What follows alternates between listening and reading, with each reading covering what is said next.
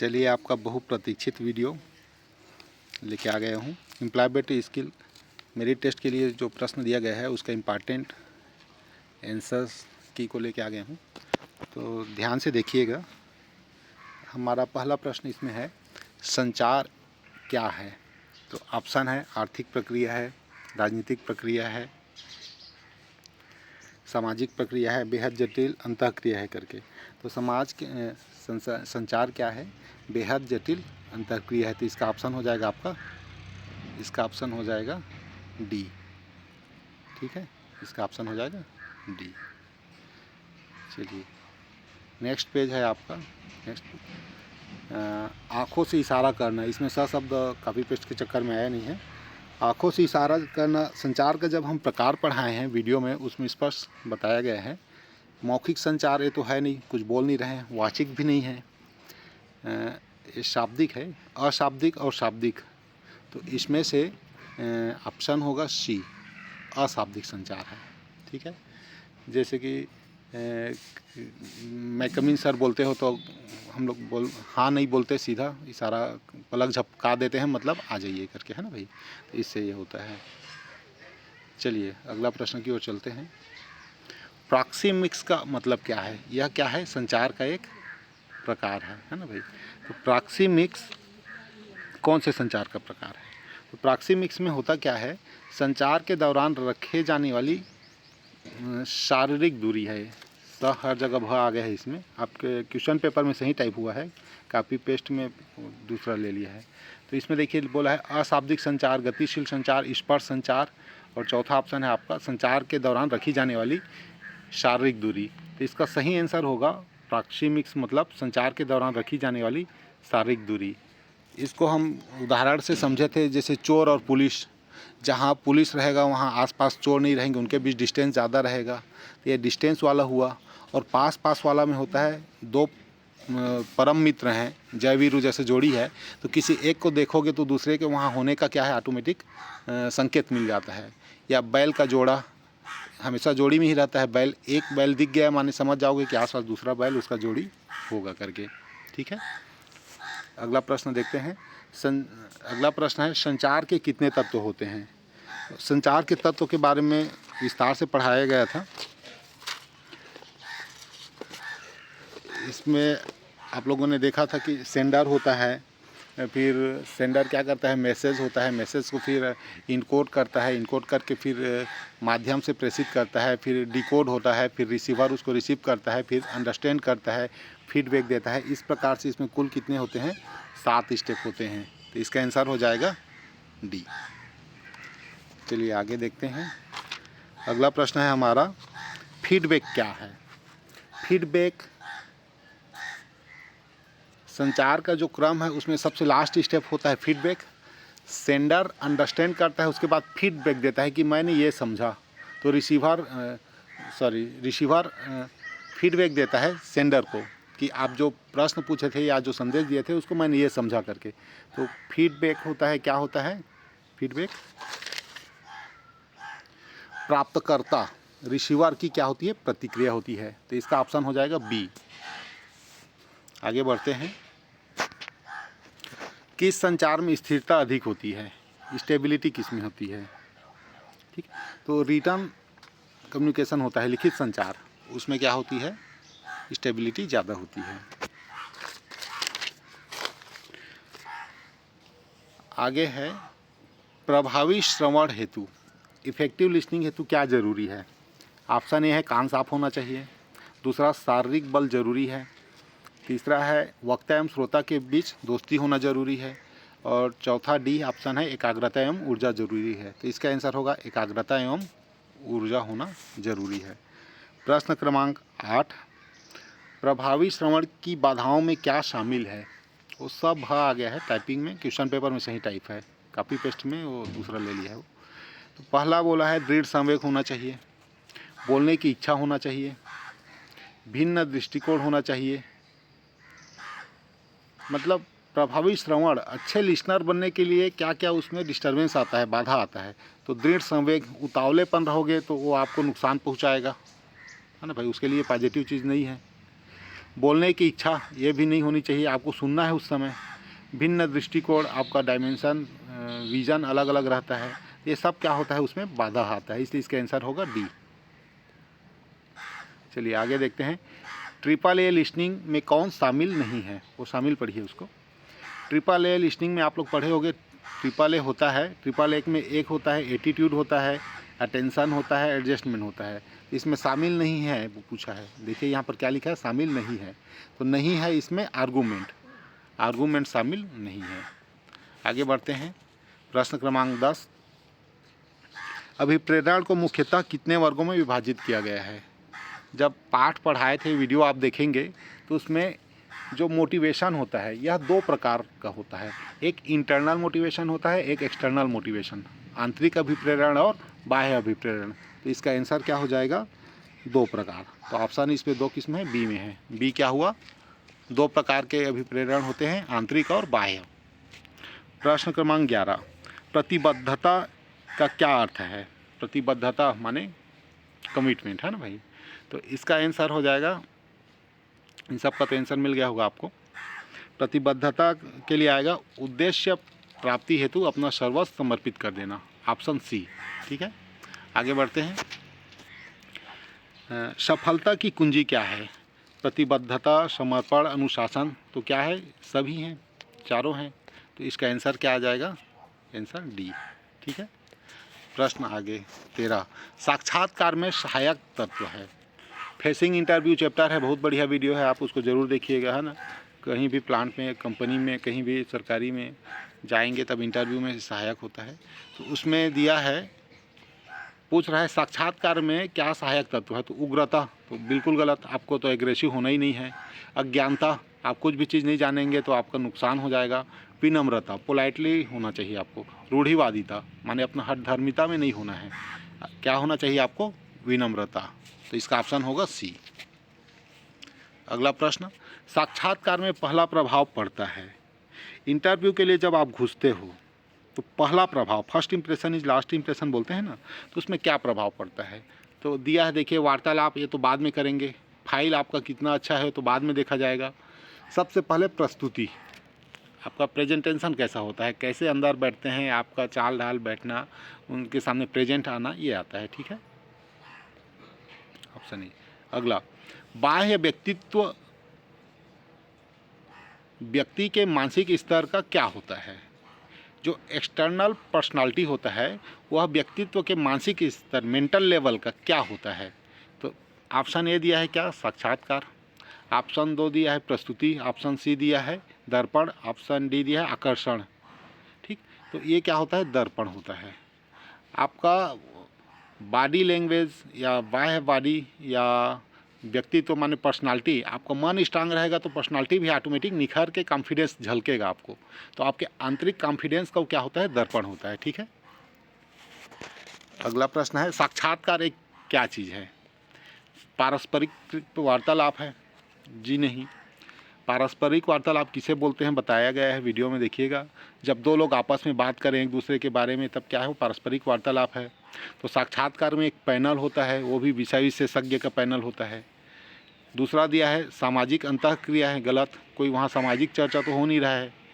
ठीक है, एक अनौपचारिक वार्तालाप है जो हम अपने दोस्त साथी के साथ करते हैं, तो ये भी नहीं है। तो इसका ऑप्शन सी है, औपचारिक है। वो लोग बंधे हैं कि टॉपिक से संबंधित प्रश्न नहीं कर सकते हैं, उनसे बंधे हुए हैं और उससे संबंधित ही आपको आंसर देना है, आप भी बंधे हुए हैं। सब चीज़ फिक्स है, किस टॉपिक पे इंटरव्यू होना है, सब चीज़ पहले से फिक्स है। ठीक है, तो इसका आंसर क्या आएगा, ऑप्शन सी, औपचारिक वार्तालाप। आगे देखते हैं 17 नंबर, साक्षात्कार के समय उम्मीदवार को क्या नहीं करना चाहिए। आप साक्षात्कार देने गए हैं तो आपको क्या नहीं करना चाहिए। तो प्रश्न, ठीक है, अब प्रश्न बिल्कुल नहीं कर सकते। अनुमति लेकर प्रवेश,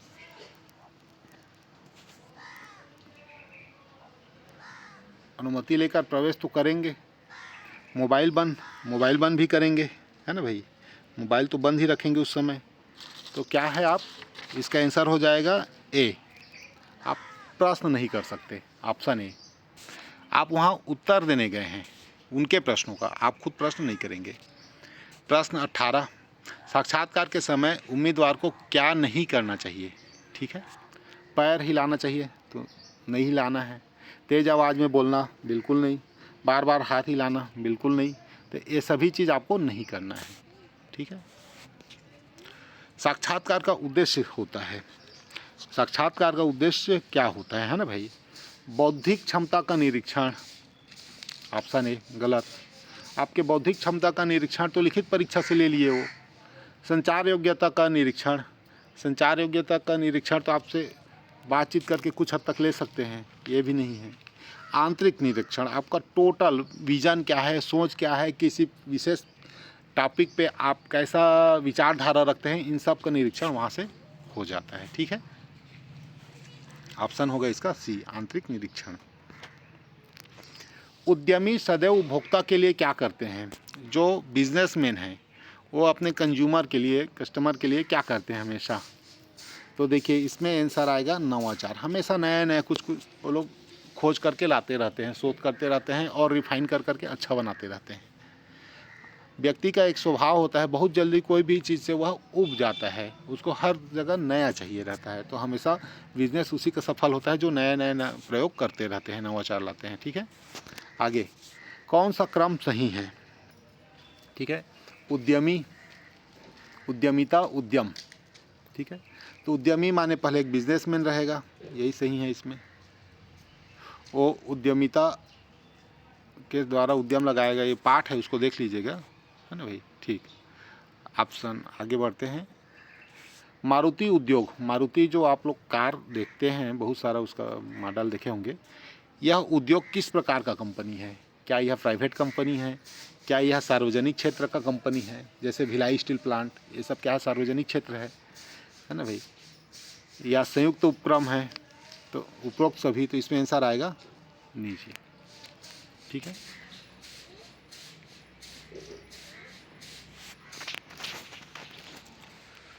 प्रश्न 23, किसके अंतर्गत उपभोक्ता मुख्य भूमिका में होता है? ठीक है, उपभोक्ता जो है वो मुख्य भूमिका में किसके अंतर्गत होता है? ऑप्शन ए है प्रदर्शनी, ऑप्शन बी है विचार आवेश, स इसमें कट जा रहा है, ऑप्शन सी है जनसंपर्क और मीडिया, ऑप्शन डी है उपरोक्त में से कोई नहीं। तो इसका सही उत्तर होता है सर्वेक्षण। क्या होता है? सर्वेक्षण। तो सर्वेक्षण इसमें दिया नहीं है। आप सर्वेक्षण करने जाते हैं ना, तो उस समय उपभोक्ता मुख्य भूमिका में होता है। आप पूछते हैं आपको किस प्रकार का प्रोडक्ट चाहिए, इस प्रोडक्ट में कुछ कमी है, खामी है, आपको क्या समस्या आ रहा है, फीडबैक लेने जाते हैं। उसके आधार पे आप क्या करते हैं, वहाँ पर संशोधन करते हैं या मॉडिफाई करते हैं प्रोडक्ट में। तो सर्वेक्षण ऑप्शन नहीं है, इसलिए इसका आंसर हम देंगे डी, ठीक है। आगे 24 नंबर प्रश्न, वर्तमान में मार्केटिंग का सबसे प्रभावी माध्यम क्या है? तो आप लोग देखते ही हैं, मार्केटिंग करना है तो रेडियो आजकल सब कोई सुने या ना सुने कोई पता नहीं, टेलीविज़न सब देखें या ना देखें, सबसे ज़्यादा इंटरनेट का यूज़ होता है। समाचार कोई पढ़ें या ना पढ़ें, इन चारों हैं, लेकिन सबसे ज़्यादा उपयोग, सबसे प्रभावी बोला है ना, सबसे प्रभावी। तो सबसे प्रभावी क्या है? इंटरनेट है इसमें। तो इसका ऑप्शन हो जाएगा सी। चलिए अगला प्रश्न है, आज का युग खाली स्थान का युग है, ठीक है। आज का युग खाली स्थान का युग है, तो किस चीज़ का युग है भाई? देखिए बताइए किसका युग है? विज्ञापन का है, ऑप्शन सी। जो दिखता है वो बिकता है। चलिए आगे प्रश्न 26, सीडो है, इसका फुल फॉर्म पूछा गया है। सीडो का फुल फॉर्म होता है सीडो का फुल फॉर्म होता है small industries development organisation, option C, ठीक है। नाबार्ड क्या है? नाबार्ड क्या है, ठीक है। चलिए प्रश्न आगे आपका, नाबार्ड क्या है करके। नाबार्ड से संबंधित बहुत प्रश्न पूछा जाता है इसमें। तो नाबार्ड क्या है? इसका फुल फॉर्म होता है national bank for agriculture and rural development, NABARD. इसकी स्थापना 12 जुलाई 1982 को हुई थी, है ना भाई। तो यह क्या है? एक national bank for agriculture and rural, ठीक है, इसका फुल फॉर्म ही होता है। तो क्या हो गया? यह एक बैंक है, तो इसमें ऑप्शन क्या आएगा? एक बैंक, ऑप्शन ए, ठीक है। अगला प्रश्न है, मुद्रा बैंक का सीधा संबंध इसमें से किससे है? ठीक है, मुद्रा बैंक का सीधा संबंध इसमें से किससे है? तो मुद्रा क्या होता है? तो मुद्रा का फुल फॉर्म होता है, कई बार पूछा गया है, micro units development refinance agency MUDRA, इस बैंक की घोषणा वर्ष 2015 के बजट में की गई थी, है ना भाई। जब गवर्नमेंट चेंज हुआ तो 2015 में आया था ये। तो मुद्रा बैंक का सीधा संबंध सिडबी से है। यह सिडबी एक कारपोरेट सहायक बैंक है। तो इसका आंसर क्या हो जाएगा? सिडबी। बुक में देखना, हो सकता है कुछ गलत ऑप्शन दिया है। इसका आंसर क्या होगा? SIDBI, option C. अगला प्रश्न, स इसमें दब गया है, आपके क्वेश्चन पेपर में सही छपा है। शिशु किशोर तरुण नामक कर्ज किससे संबंधित है? ठीक है, ये लोन अलग अलग मिलता है, अलग अलग अमाउंट का। तो शिशु लोन का नाम है किशोर तरुण करके। तो ये सब किससे संबंधित है? ये सब मुद्रा बैंक से संबंधित है। ठीक है, किससे संबंधित है? मुद्रा बैंक से। चलिए आगे बढ़ते हैं। पूंजी की आवश्यकता किन स्रोतों से पूरा किया जाता है? आपको उद्यम करना है, बिजनेस करना है, तो आपको पूंजी चाहिए। श्रम शक्ति साहस पूंजी संगठन पढ़े होगे, है ना। तो उसमें पूंजी कहाँ से लाएंगे? तो पूंजी आप ला सकते हैं, स्वयं से ला सकते हैं, बहुत अच्छा। आर्थिक संस्थाओं से, बैंक से ले सकते हैं, आर्थिक संस्था से ले सकते हैं। तो इसमें आंसर आ जाएगा हमारा डी, सभी से ले सकते हैं जहाँ से हमें सुविधा हो। प्रश्न 31, ठीक है, कंपनी के स्वयं के दस्तावेज से संबंधित होता है। ये प्रश्न को थोड़ा घुमा दिया है। कंपनी का लाइसेंस लेने के लिए आपको कंपनी का रबर स्टैम्प, लोगो, बिजली बिल, सब दस्तावेज देना पड़ता है। लेकिन स्वयं का दस्तावेज जो उसको आइडेंटिफाई करता है, इसमें आता है कंपनी का लोगो। विशेष चीज़, अलग अलग कंपनी का अलग अलग लोगो या मोनो होता है, जिसको देख के आप समझ जाते हैं कौन सा कंपनी है करके, है ना भाई। आजकल जो आप लोग गैजेट्स यूज करते हैं, उसका तो देखते साथ पीछे से ही समझ जाते हैं कौन से कंपनी का है। इस हिसाब से उसको स्टेटस सिंबल समझते हैं। ठीक, तो इसमें लोगो आएगा, विशेष चिन्ह। प्रश्न 32, GDP का पूर्ण रूप क्या होता है? ठीक, सकल घरेलू उत्पाद। तो ग्रॉस डोमेस्टिक प्रोडक्ट, बी आएगा। ठीक है, सकल घरेलू उत्पाद। 33, किसी भी देश के जीवन स्तर के मूल्यांकन में कौन से कारक प्रभावित करते हैं? ठीक है, किसी देश का जीवन स्तर को देखने के लिए क्या देखा जाता है? कौन सा संपन्न देश है, ये विकसित देश है, विकासशील देश है, तो उनके लोगों की क्रय शक्ति क्या है। ठीक, तो क्रय शक्ति कितना है?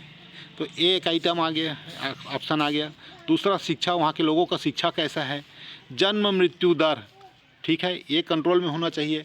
ऐसा नहीं है कि वहाँ स्वास्थ्य का व्यवस्था ही नहीं है, मृत्यु दर बहुत ज़्यादा है। तो ये तीनों चीज़ों को देखा जाता है, इसलिए इसका ऑप्शन आ जाएगा डी। इसका ऑप्शन क्या लगाओगे? डी, उपरोक्त सभी।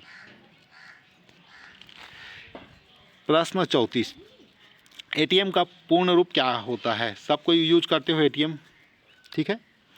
तो इसका फुल फॉर्म होता है ऑटोमेटेड टेलर मशीन। क्या होता है? Automated teller machine. ये है option B, B for Bombay. Bharat में सबसे पहले ATM कहाँ स्थापित किया गया? ठीक है, तो देखिए, भारत में सबसे पहला ATM स्थापित किया गया था, वो है 1987 में स्थापित किया गया था, मुंबई में। 1987 में। देखिए, आप लोग पैदा हुए थे नहीं हुए थे, कितना पहले ATM का शुरुआत हो गया है भारत में। ठीक है, आगे बढ़ते हैं। KYC, बैंक हमेशा जाते हो KYC अपडेट करवाते हो, ठीक है। तो KYC में Y का पूर्ण रूप क्या होता है? ठीक है, तो KYC का फुल फॉर्म ही होता है नो योर कस्टमर। तो UY फॉर होता है यूअर, नो योर कस्टमर। ठीक है, तो ऑप्शन आएगा इसमें बी, बॉम्बे। तीसरा, ये देखिए, KYC का पूर्ण रूप होता है, आगे अगला प्रश्न, KYC का पूर्ण रूप क्या होता है? Full form know your customer. ठीक है, ऑप्शन ए। चलिए, निषेधात्मक चिन्हों का आकार कैसा होता है? आप इंडस्ट्री में काम करते हैं या इंडस्ट्री में ट्रेनिंग करते हैं, तो जो निषेधात्मक माने मना करने वाला चिन्ह होता है कि ये काम आपको नहीं करना है, तो उसका चिन्ह कैसा होता है? तो देखिए, इस चिन्ह का आकार गोलाकार होता है और इसमें बॉर्डर तथा लाल रंग का क्रॉस बना होता है। ठीक है, इसका आकार गोलाकार रहेगा, इसमें बॉर्डर जो रहेगा और उस पर क्रॉस बने रहेगा, क्या नहीं करना है करके। ऐसे मान लो कहीं पे धूम्रपान नहीं करना है तो वहाँ पे धूम्रपान का संकेत बना रहेगा, ठीक है। इसका बैकग्राउंड सफ़ेद कलर का होता है और संकेत क्या होता है, काला कलर में होता है। तो इसमें पूछा क्या है, निषेधात्मक चिन्हों का आकार पूछा है, आकार पूछा है। तो आकार के लिए आंसर क्या आ जाएगा आपका, गोलाकार। आकार क्या होगा, गोलाकार होगा, ठीक है। चलिए, चेतावनी चिन्हों की पृष्ठभूमि किस रंग की होती है। कहीं पे वार्निंग का सिंबल है कि स्पीड कम करो, आगे स्पीड ब्रेकर है, संकीर्ण पुलिया है, लेफ्ट राइट टर्न है, यू टर्न है, तो उसमें क्या रहता है। तो क्या है, चेतावनी चिन्हों में क्या होता है, इन चिन्हों का आकार किस आकार का रहता है, त्रिकोण आकार का, त्रिभुज के आकार का। और इन चिन्हों की बैकग्राउंड पीले रंग की होती है। बैकग्राउंड किस रंग की होती है, पीला रंग की, पीला रंग का, तुरंत नज़र आ जाए करके इसको पीला रंग से दिया जाता है। और इसमें जो चिन्ह लगा रहता है वो काले रंग का लगा रहता है, काला रंग से बना रहता है जो चिन्ह बना रहेगा, ठीक है। आगे बढ़िए, कारखानों के कार्यस्थलों पर प्रयुक्त तो सूचनात्मक चिन्ह का आकार कैसा होता है। कुछ सूचना देना है आपको कि सीढ़ी इधर है, वॉशरूम इधर है ना भाई, कैंटीन इधर है, सूचना देना है, तो उसका कैसा रहता है। तो उसमें बोला है इनका आकार वर्गाकार होता है, पृष्ठभूमि हरे रंग की होती है और प्रयुक्त चिन्ह सफ़ेद रंग का होता है, ठीक है। देखना, gents toilet, ladies toilet, canteen, ऐसा सब अलग अलग संकेत बना रहता है। तो इस प्रश्न में क्या पूछ रहा है हमें, 40 नंबर प्रश्न में कार्यस्थल पर प्रयुक्त सूचनात्मक चिन्ह का आकार पूछा है। तो आकार क्या होगा, वर्गाकार होगा, वर्गाकार माने बी, ठीक है।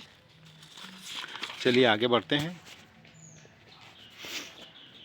CFC का पूर्ण रूप सबको जानते हो, क्लोरोफ्लोरोकार्बन, क्लोरोफ्लोरोकार्बन। तो ऑप्शन क्या है इसका, ए है, ऑप्शन ए, ठीक। आगे बढ़ते हैं। ऑक्सीजन के कितने एटम के मिलने से ओजोन का निर्माण होता है। ऑक्सीजन O3, O2 क्या होता है, ऑक्सीजन होता है ना भाई, O2 ऑक्सीजन है, लेकिन ओजोन को क्या बोलते हैं, O3 बोलते हैं। तो कितने होंगे, 3 एटम, ऑप्शन बी। श्रमिक क्षतिपूर्ति अधिनियम कब लागू हुआ था, ठीक है। इसमें कंफ्यूज मत होना, इसमें बहुत सारा प्रश्न बनता है, इसमें आप लोग बिल्कुल कंफ्यूज नहीं होना है, ठीक। श्रमिक क्षतिपूर्ति अधिनियम 1923 के नाम से जाना जाता है।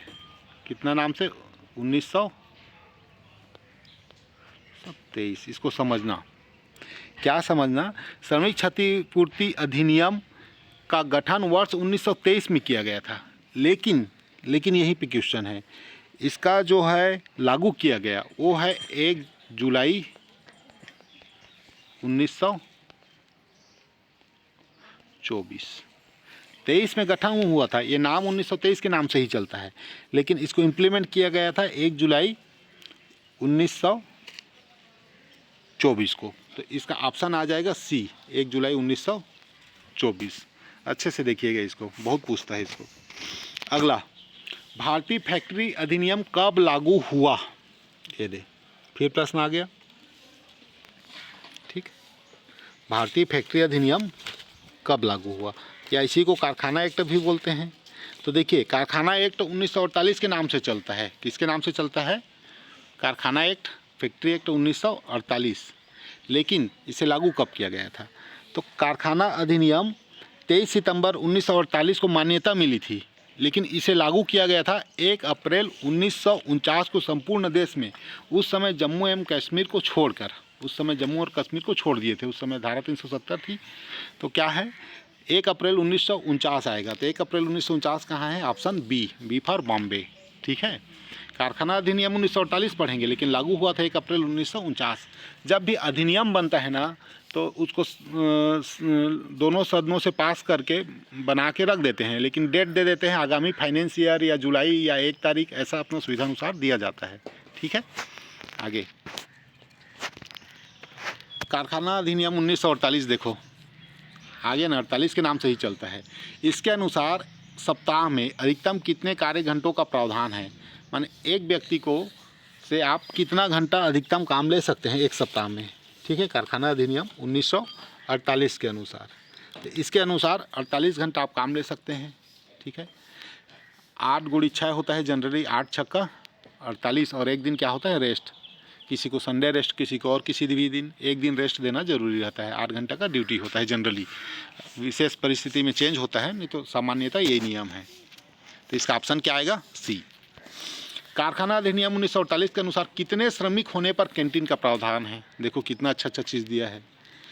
कितने श्रमिक होने पर कैंटीन का प्रावधान है?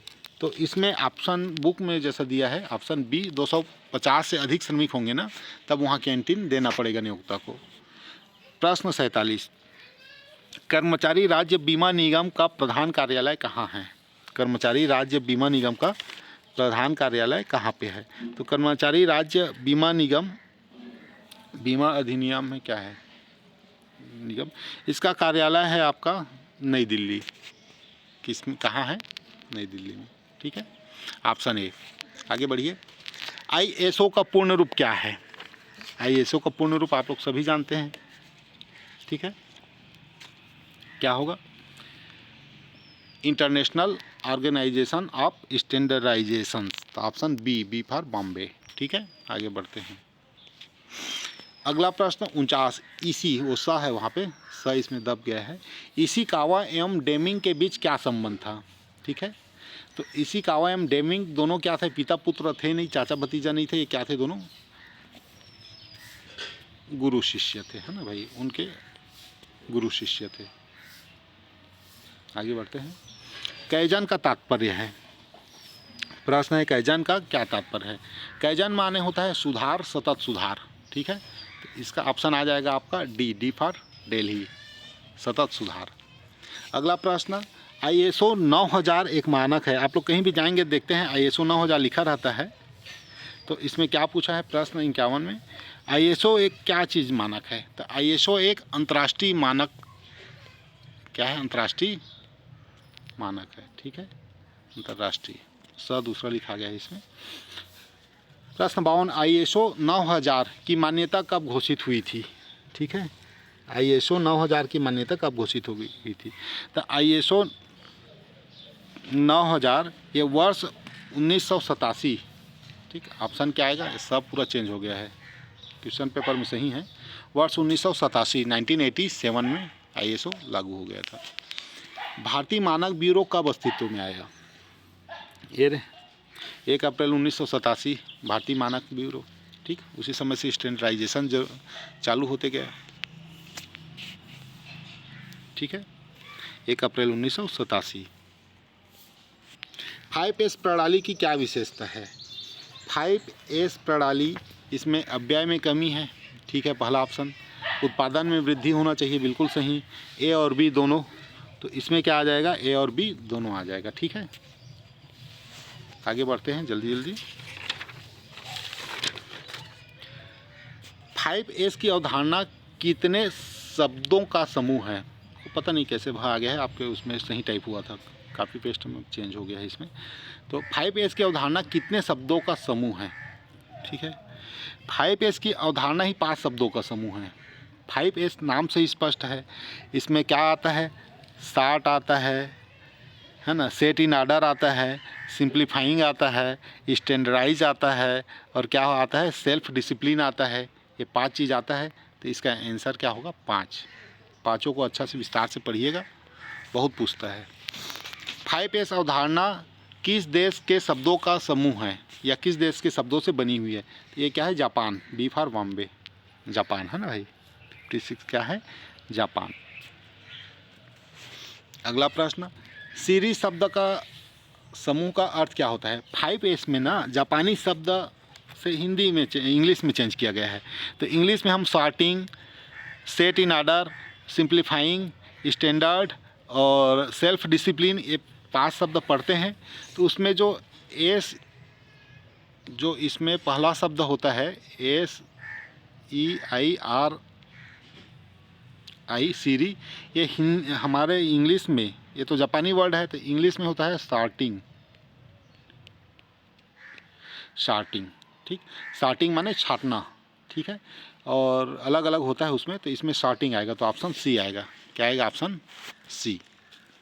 चलिए 58, निम्न में से कौन सा एक 5S से संबंधित नहीं है। ठीक, अभी पढ़े हैं 5S सॉर्टिंग होता है, एक तो है ये। ठीक है, तो इसका आंसर ये नहीं आएगा।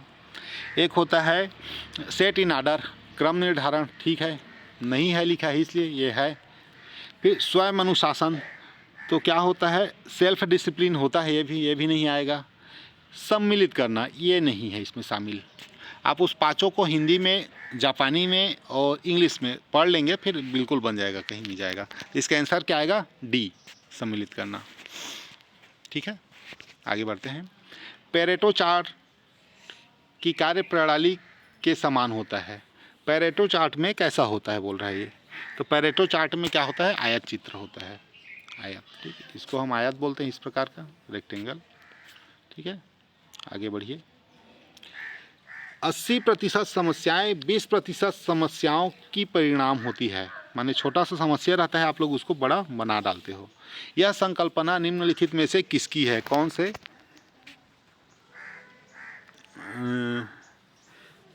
ये क्या है, लोग वैज्ञानिक हैं, किनकी है पूछ रहा है ना भाई, प्रश्न क्रमांक 60। तो ये है परेटो की कथन है, परेटो ने कहा था। ठीक है, महान वैज्ञानिक थे, उनका बिजनेसमैन के लिए उद्यमी वाला फील्ड के थे, तो पेरेटो का कथन है। आगे बढ़ते हैं। भादी नहीं है, शादी है, सब सा चेंज हो गया है, उसमें ठीक हुआ है, कॉपी पेस्ट के चक्कर में हुआ है। शादी के लिए निमंत्रण देना किस प्रकार के पत्र का उदाहरण है। ठीक है, जैसे आप लोग फॉर्मल इनफॉर्मल कुछ पढ़े हैं, उसमें से संबंधित है। ठीक है, तो सामाजिक पत्र, व्यक्तिगत पत्र, आवेदन पत्र, व्यावसायिक पत्र। ठीक, ये बिल्कुल सामाजिक पत्र होगा, शादी एक सामाजिक प्रक्रिया है। व्यक्तिगत पत्र मान मैं अपना कुछ पत्र किसी को दूं तो व्यक्तिगत पत्र हुआ। आवेदन पत्र आप लोग देते हो छुट्टी के लिए। व्यावसायिक पत्र माने कोई बिजनेस खरीदने के लिए, कुछ करने के लिए होगा, वो व्यावसायिक पत्र है ना भाई। तो इसमें आंसर क्या आएगा, ए, सामाजिक पत्र। ऑटम क्या होता है, शरद ऋतु। इसमें साइलेंस कौन सा है, साइलेंस जिसका उच्चारण नहीं होता, जैसे नाइफ में के साइलेंस रहता है, तो इसमें कौन है silence, N, option D, option D. ठीक है, आगे बढ़ते हैं। पारा लैंग्वेज, पारा भाषा बोलते हैं, में निम्न पर ध्यान दिया जाता है। पारा लैंग्वेज पे क्या चीज़ पे ध्यान देता है, भौतिक दूरी, गलत। भौतिक दूरी तो शुरू में देख लिए। ठीक, भौतिक दूरी तो हम शुरू में देख लिए थे। चेहरा पर, मुखाभिव्यक्ति, वो भी नहीं आएगा, चेहरा वाला भी नहीं आएगा इसमें।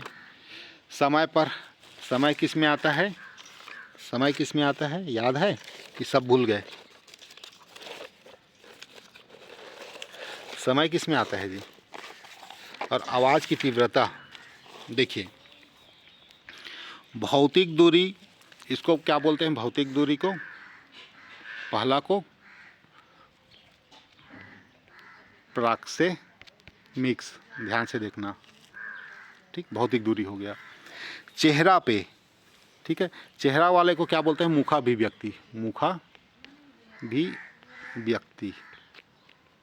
ठीक है, उसके बाद दिया है समय पर, टाइम बेस।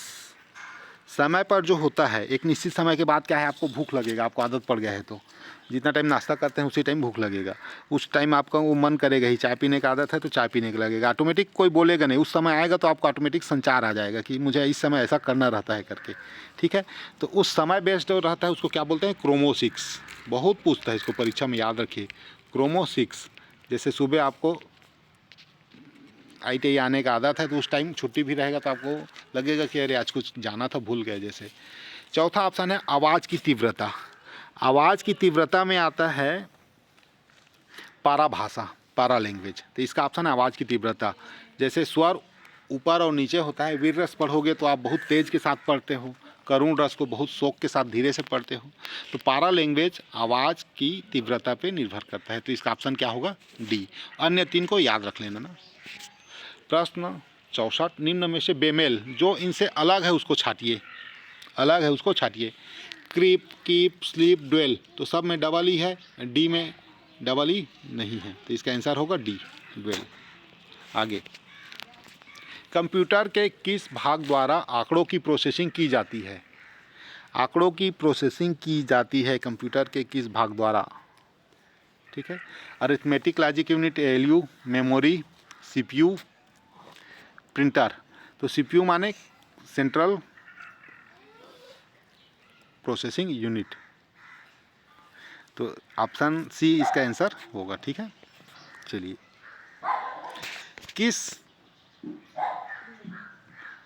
इनपुट डिवाइस की सहायता से किसी वस्तुनिष्ठ प्रश्न प्रकार की प्रयोगात्मक परीक्षा की उत्तर पुस्तिका की जांच की जाती है? एमसीक्यू आपका क्वेश्चन होता है, उसको कैसे जांचते हैं, है ना भाई? तो ओएमआर शीट से जांचते हैं। एग्ज़ाम दिए होंगे, आजकल तो सीबीटी वाला सिस्टम आ गया है, ओएमआर वाला सिस्टम हम लोग के समय में था।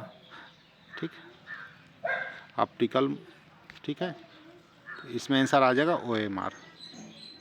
आगे बढ़ते हैं। रैम का विस्तार क्या है? कंप्यूटर का है रैंडम एक्सेस मेमोरी। ठीक, रैम और रोम बहुत पूछता है, रीड ओनली मेमोरी। तो रैंडम एक्सेस मेमोरी कहाँ पे लिखा है? सी में।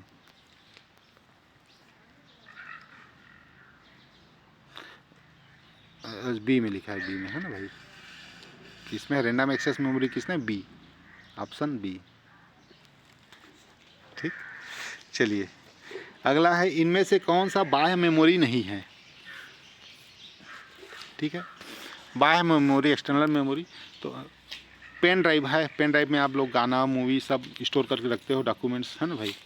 डीवीडी में भी रखते हो, सीडी में भी रखते हो। जॉय स्टिक, जो वीडियो गेम खेलते हैं वो जानते हैं, जॉय स्टिक है, वो खाली उसको मूवमेंट करने के काम आता है। अगला, किसी फाइल को एक फोल्डर से दूसरे फोल्डर में ले जाने के लिए क्या किया जाता है? किसी फाइल, कंप्यूटर में एक फाइल को एक फोल्डर से दूसरे फोल्डर ले जाने के लिए क्या किया जाता है? ठीक है, तो देखिए, इसमें कॉपी पेस्ट करते हैं, तब क्या होता है, फाइल यहाँ भी रहता है और दूसरे फोल्डर में भी कॉपी हो जाता है। तो कॉपी पेस्ट नहीं लेंगे इसका answer. Cut paste, cut paste में कट किए तो यहाँ से हट गया, और पेस्ट जहाँ पर ले जाना है, डालना है, वहाँ कट पेस्ट हो गया। ठीक है, तो कट पेस्ट आएगा इसमें। ठीक है, लास्ट क्वेश्चन है, किसी फाइल या फोल्डर का नाम बदलने के लिए कौन सा आदेश या कमांड दिया जाता है? नाम बदलना है तो क्या करते हो आप लोग? रीनेम कर देते हो। ठीक है, क्या करते हैं? रीनेम करते हैं। इस प्रकार से आपका प्रश्न हो गया। बढ़िया से बढ़िया, बेस्ट ऑफ लक।